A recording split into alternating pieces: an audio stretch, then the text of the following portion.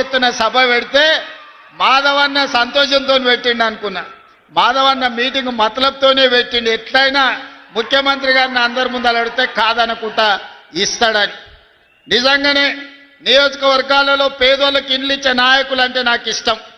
పేద ప్రజల్ని ఆత్మ గౌరవంతో బ్రతకడానికి సహకరించే శాసనసభ్యుడు ఉంటే భుజం తట్టి ప్రోత్సహించాలనేదే మన ప్రభుత్వం యొక్క ఆలోచన.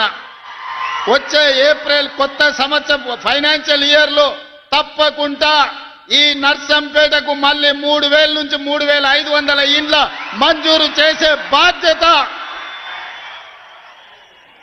గృహ నిర్మాణ శాఖ మంత్రివర్యులు పొంగులేటి శ్రీనివాసరెడ్డి గారు తీసుకుంటున్నారు.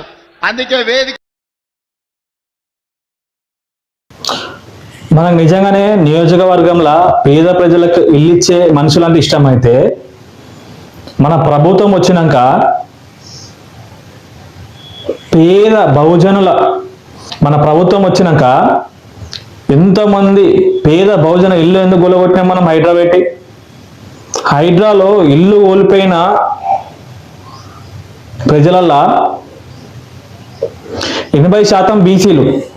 వాళ్ళు నోరు కట్టుకొని కడుపు కట్టుకొని కూలీ నాలి వేసి ఊర్లో ఉన్న అర్ధెకరమో పావెకరమో భూమి అమ్ముకొని వచ్చి కష్టపడుకొని ఇల్లు కట్టుకుంటే మనం ఏం చేసినాం? పుట్టున ఉలగొట్టినాం.